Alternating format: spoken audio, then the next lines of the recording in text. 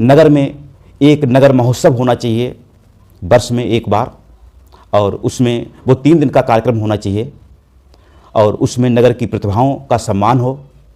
और उस नगर महोत्सव से पहले यहाँ के जो लेखक हैं, कवि हैं, उनको उनके विचारों को लेकर, उनकी कविताओं को लेकर, उनके साहित्य सामग्री को लेकर एक स्मारिका प्रकाशित हो।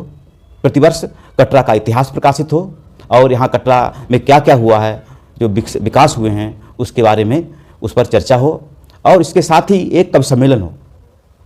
जो नगर महोत्सव होता है 3 दिन का होता है, उसमें कवि सम्मेलन होता है, अलग से प्रतिभाओं का सम्मान होता है, ये सब नगर में होना चाहिए। फिर है यहाँ की प्रतिभा का उत्थान। अलग से जैसे कुछ गरीब बच्चे हैं बेचारे, जो कोचिंग नहीं पढ़ सकते हैं, इधर उधर अपनी तैयारी नहीं कर सकते हैं, तो उसके लिए भी यहाँ पर कुछ किया जा सकता है नगर पंचायत के द्वारा।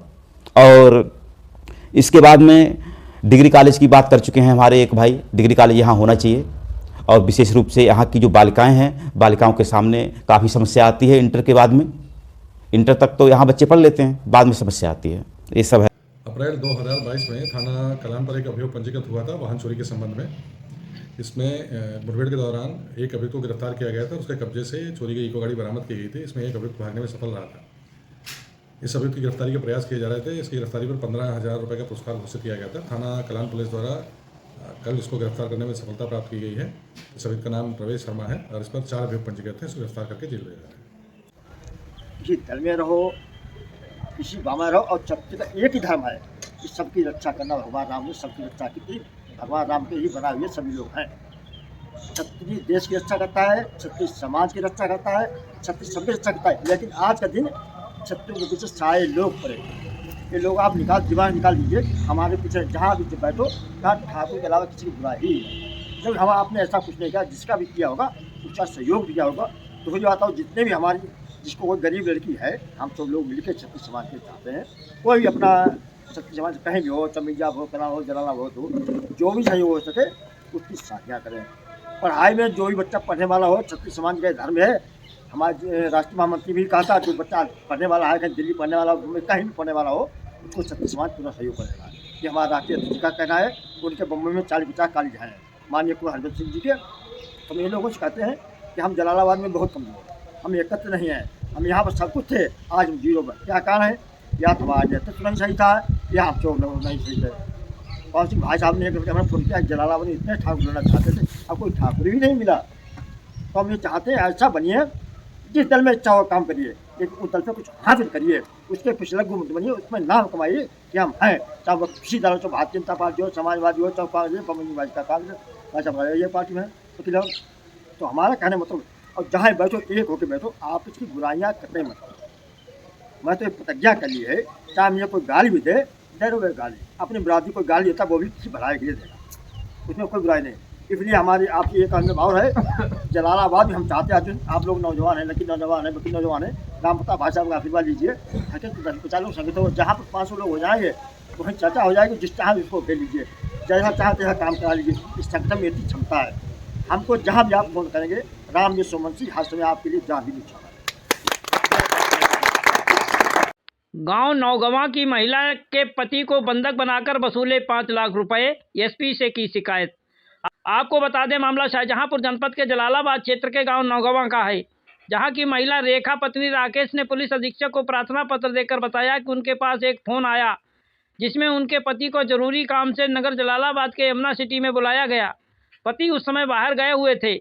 जब वह घर आए तो उन्होंने पति को बताया कि एक फ़ोन आया था। फ़ोन की सूचना पर पति राकेश यमुना सिटी पहुंचे तो यमुना सिटी में पहले से ही भगवान दयाल, गोपाल गुप्ता, पप्पू प्रजापति, मोरपाल आदि लोग मौजूद मिले, जिन्होंने उनके पति को मकान में कैद कर लिया और कहा कि 5 लाख लाकर दो, नहीं तो जान से मार देंगे।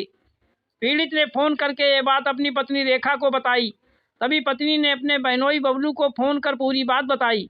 बबलू व उसकी पत्नी रेखा ने इधर उधर से 5 लाख की व्यवस्था की और यमुना सिटी ले जाकर कैद करने वाले लोगों को दिए, जहां पर पैसा देने के बाद रात 11 बजे उनको छोड़ दिया। साथ ही दबंगों ने महिला के पास रखे 30,000 रुपये भी छीन लिए और गंदी गंदी गालियां दी। साथ ही धमकी दी कि यदि पुलिस को ये बात बताई तो बुरा अंजाम होगा। घटना 28 दिसंबर 2022 की बताई गई। पीड़ित ने अगले दिन थाना जलालाबाद में प्रार्थना पत्र दिया। परंतु पुलिस ने इधर उधर की बहानेबाजी की और मुकदमा नहीं पंजीकृत किया। इसके बाद पीड़ित ने बीती सोमवार को पुलिस अधीक्षक को प्रार्थना पत्र देकर रिपोर्ट दर्ज करने की कार्रवाई की मांग की, परंतु आज मंगलवार तक कोई भी कार्रवाई नहीं की गई, जिससे पीड़ितों में भय व्याप्त है और उनकी जान माल को खतरा बना हुआ है। वहीं जलालाबाद की पुलिस ने कहा अभी तक उनके पास कोई आदेश नहीं आया है, जब आदेश आएगा तो देखा जाएगा। हमारे घर पे मोबाइल घर वालों के रखा था, उन पे फ़ोन किया भगवान दयाल ने। फिर मैंने फ़ोन उठाया, हमने कहा कौन बोले कि भगवान दयाल जमुना सिटी से बोल रहे हैं कि तब कहीं बात करा तो हमने के घर पे नहीं है, कि घर पे नहीं है तो आ जाए तुरंत खबर देना उनको। तो हमने कहा ठीक है आ जाए तो बता देंगी। फिर वह तो शाम के आए थे 4-5 बजे, 4 बजे आए तो हमने बताया उनको, हमने कि उनको फ़ोन आया कौन भगवान दयाल हैं। तो ये अपने घर चले गए। तो हमने कहा कहाँ जा रहे हैं, तो हमने कहा अभी हम जा रहे हैं काम से, अभी आ रहे हैं। तो इनको हमने बंद कर लिया वहाँ, बंद करके हमारे घर वाले ने हमारे फिर फ़ोन किया, फ़ोन की करके कहीं आओ जल्दी, कि हमको बंद कर लिया, कि इतने पैसा इंतजाम करो। तो हम भैया पैसा 2 लाख तो इलाज के लिए हार्ट अटैक मरीज हैं, तो 2 लाख घर पे रखा था। हमने 1,80,000 पप्पू डीजे वाले उनसे मंगाया। फिर अपने छोटे बानोई के लिए फ़ोन किया, उन पर 1,80,000 मंगाया। तो हम रुपया लेकर वहाँ पहुँचे, 30,000 और पैसे हमारे पास थे, तो वो भी छीन लिए, गाली वाली देने लगे। कैमरे की निगरानी में होगी तहसील जलालाबाद में माध्यमिक शिक्षा परिषद की परीक्षा। 11 केंद्रों पर तैयारियां हुई पूरी। आपको बता दें उत्तर प्रदेश के शाहजहांपुर जनपद के तहसील जलालाबाद क्षेत्र में उत्तर प्रदेश माध्यमिक शिक्षा परिषद की परीक्षाएं 16 फरवरी से शुरू होंगी। इसके लिए विद्यालयों में व्यवस्थाएं चाक चौबंद कर ली गई हैं। सेठ सियाराम इंटर कॉलेज के प्रधानाचार्य ने बताया कि उनके यहाँ कुल 862 छात्र परीक्षा देंगे, जिनमें हाई स्कूल इंटर दोनों के परीक्षार्थी शामिल हैं। परीक्षा की पूरी व्यवस्था कर ली गई है। हर कमरे में कैमरे की निगरानी में परीक्षा संपन्न होगी।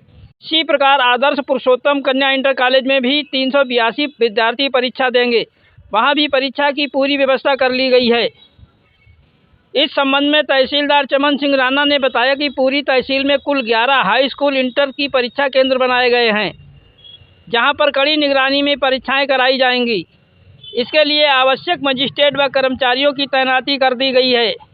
इन सेंटरों पर परीक्षा संपन्न कराई जाएगी। उनमें Seth Siyaram inter college Jalalabad, Acharya Ram Mohan Saraswati Vidya Mandir inter college Jalalabad, Yograj Singh inter college Jalalabad, Vishwanath memorial inter college Sujawalpur, Jeevanlal memorial inter college Dhinhariya, Swami Vivekanand inter college Allaganj, Thakur Abhilakh Singh inter college Allaganj, Sarla Devi Uchchatar Madhyamik विद्यालय कोयला, SVS उच्चतर माध्यमिक विद्यालय चिलौली, माता रमा देवी इंटर कॉलेज चिलौआ एवं श्री पुतान सिंह इंटर कॉलेज रघुनाथपुर को परीक्षा केंद्र बनाया गया है।